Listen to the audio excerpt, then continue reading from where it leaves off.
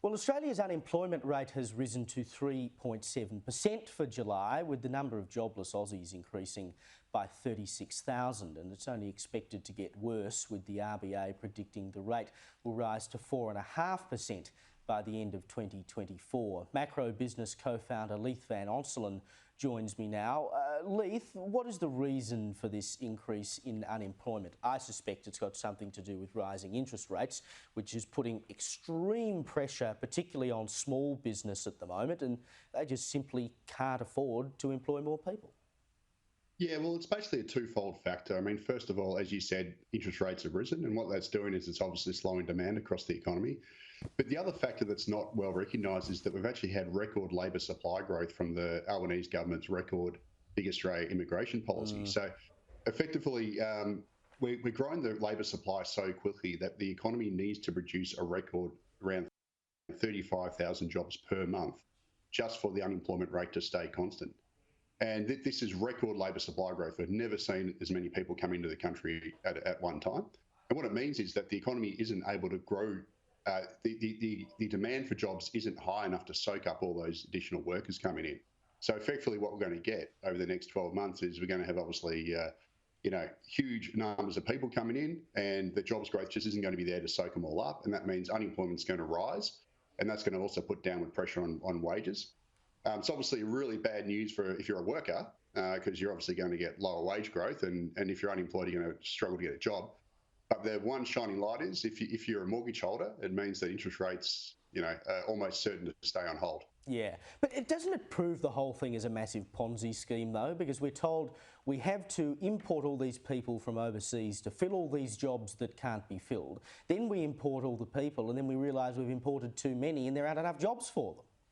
Yeah, it is 100%. It's tail wagging the dog economics. And basically Australia's done this for about 20 years. Now, I'll tell you this. About 20 years ago, the Howard government, conducted a parliamentary inquiry into skills, and it included the Business Council and all the usual players, the Australian Industry Group, etc. They all said that Australia faced a skills shortage and that we needed to import loads of skilled migrants to solve this shortage. Well, guess what? 20 years later, Australia's grown by about 6 million people, and we've still got the skills shortages. Now, the reason for that is because we brought in a whole bunch of people that often weren't skilled. We had all these labour mismatches. So they came over as engineers and ended up driving Ubers. And at the same time, whenever you bring someone in to solve one problem, you often create another. So, for example, we could bring in 1 million builders to solve the housing shortage, but then that's going to increase pressure on hospitals, yes, on schools and all these other areas. So then you've got to bring people in to solve that problem, and then you end up back with a shortage of builders. So it's this whole sort of vicious cycle, tail wagging the dog Ponzi scheme.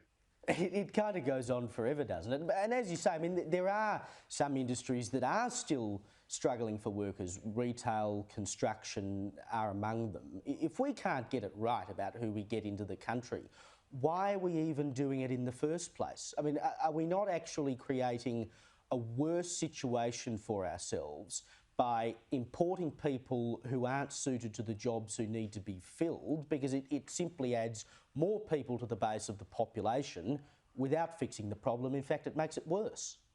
Yeah, 100%. Look.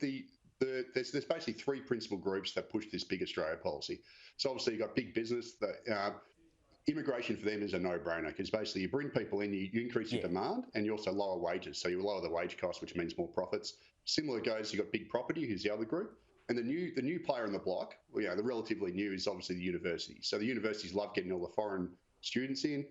They pay higher fees, and because of that, they get to cream it there. The problem is these groups effectively privatise the gains from immigration, and the costs are socialised on the rest of us through lower standard of living, because we've got to compete for everything. Everything gets congested.